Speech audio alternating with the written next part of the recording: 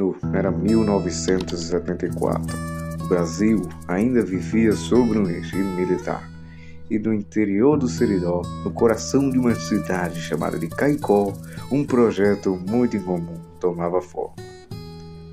As obras realizadas na construção desse projeto duraram de maio de 1973 até junho de 1974, impulsionadas pelo Monsenhor Antenor Salvino de Araújo, homem de fé e ideias, que idealizou a construção do local e o chamou de o Castelo de Engadhi.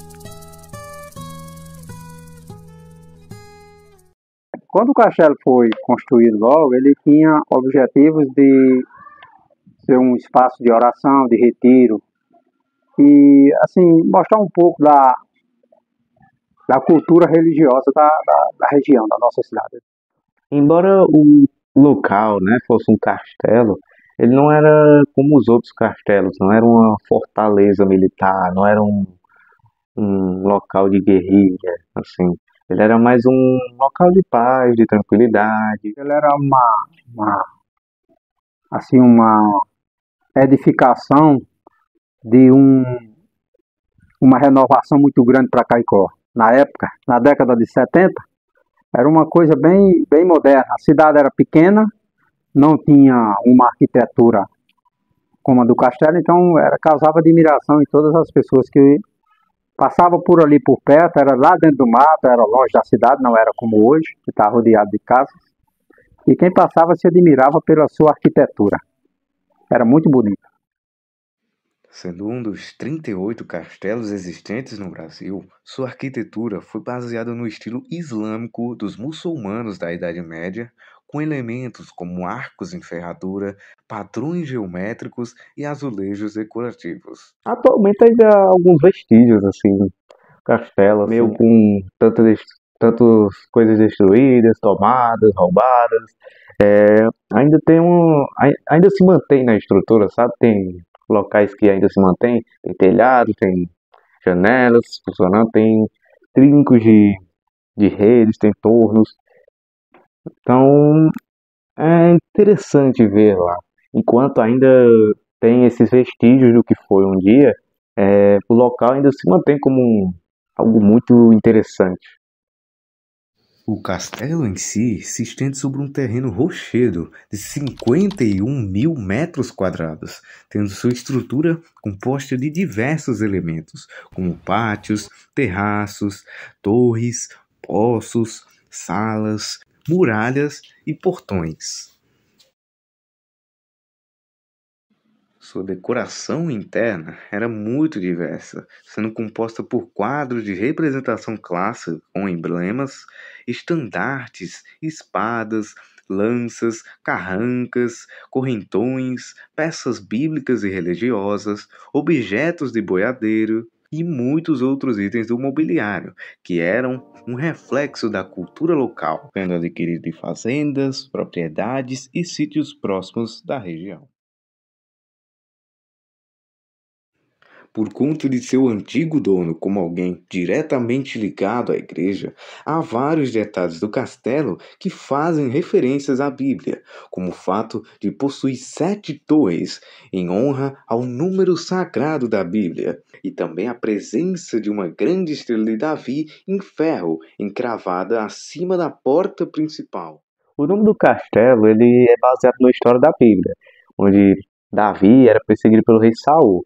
E nisso ele se refugiava em uma fonte que se chamava Engadhi, ou também poderia ser chamado de Engebi. E nisso, pelo local da fonte ser considerado um local de tranquilidade, paz, o nome Engadhi trouxe esse significado de paz, tranquilidade para si mesmo.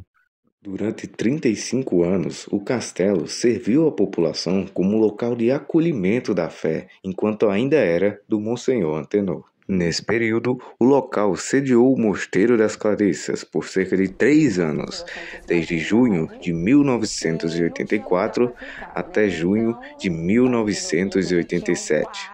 Onde as irmãs deixaram a morada provisória para dirigir-se em procissão eucarística, rumo ao novo mosteiro. Em 2006, o castelo passou a ser propriedade do governo do estado do Rio Grande do Norte, através da governadora da época, Ilma de Faria. O local foi vendido ao governo por exatos R$ 225,5 mil, onde o imóvel foi utilizado como sede do Corpo de Bombeiros temporariamente, enquanto ainda não havia um local específico dedicado à sua ocupação. As mudanças foram muitas, principalmente depois que passou a ser propriedade do Estado, porque o Estado não deu o cuidado que deveria ter dado, a atenção.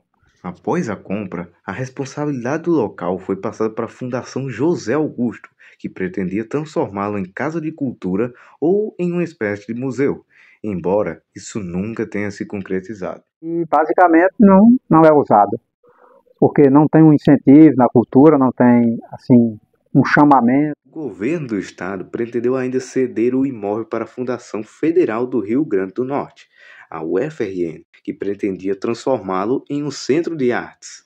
Contudo, abandonou a ideia devido à construção de outro centro cultural da época, levando-a a também optar por ceder o castelo.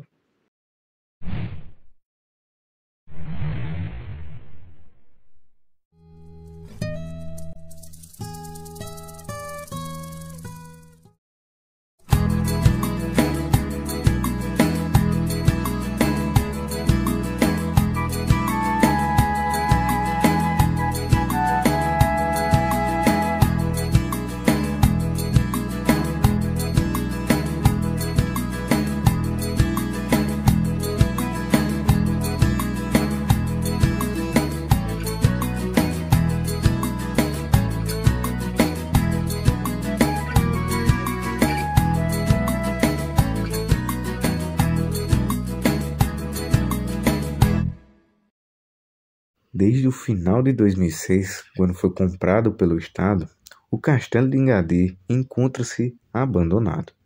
Ele está em ruínas.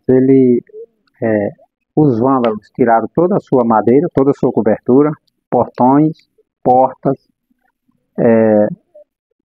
derrubaram parte das paredes de alvenaria. E tem algumas coisas, mas ainda se a gente observar, ainda tem no topo, lá perto de uma das torres, ainda tem ainda uma parte cobertazinha de telha, madeira, tudo do jeito que era. Mas já hoje em dia está num total desprezo.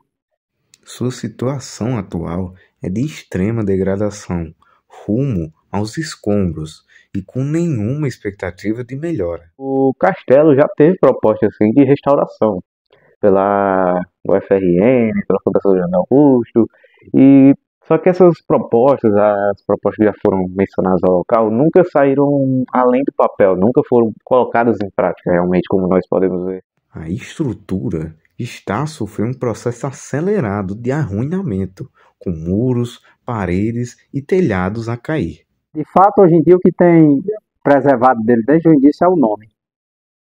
Hoje, lamentavelmente, vem se transformando em um ponto vulnerável para a prática de várias atividades ilícitas. Hoje, pelo o estado de abandono que se encontra o castelo, as atividades ilícitas lá, a presença dos vândalos é bastante frequente, pela questão da escuridão à noite, não tem energia. E os esconderijos que tem mato no entorno do castelo, algumas árvores cresceram, e mesmo sendo árvore rasteira, mas é ponto de esconderijo, né? Então isso é bem frequente hoje. A gente, como morador do setor, a gente sente-se um pouco ameaçado, porque queira ou não, lá na comunidade onde a gente está morando, da minha casa para o castelo é o quê? 200 metros. Então isso causa um pouco de tensão. A arquitetura rústica do local, em contraste com a paisagem árida de seus arredores, além de seu significado religioso, torna o castelo um local que despertava desde sempre um sentimento de algo misterioso e místico, atraindo a curiosidade e interesse de pessoas de vários lugares e regiões diversas. Por incrível que pareça, eu percebo que hoje, mesmo em ruínas, ele atrai mais turistas, tem mais pessoas para conhecê-lo do que antes. por razões diversas, né?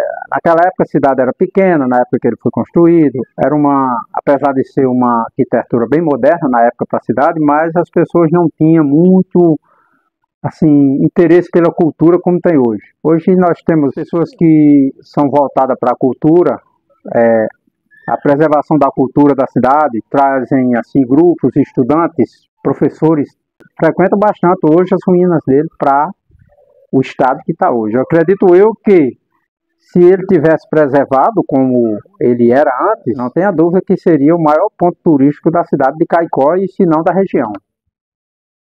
Restaurar o Castelo de Engadhi é um dever do governo, como uma grande iniciativa para poder transformá-lo novamente em um centro de referência cultural e popular do Seridó, fortalecendo com isso diversas oportunidades para o desenvolvimento do turismo e da cultura, o impulso à economia local e a valorização de uma identidade própria de sua cidade.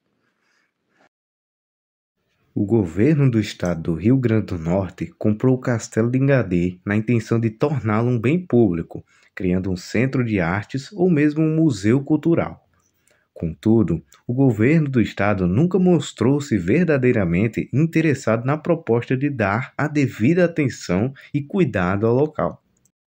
O local já foi pensado para ser um local cultural, assim, uma casa de cultura, um museu cultural, mas assim, nunca se prosseguiu. O que você vê agora de arte, né, pelo menos, são uns pichações, né, os desenhos nas paredes, e tem ao redor de todo o castelo, também tem coisas escritas lá, tem bastante pichações pelo entorno dele.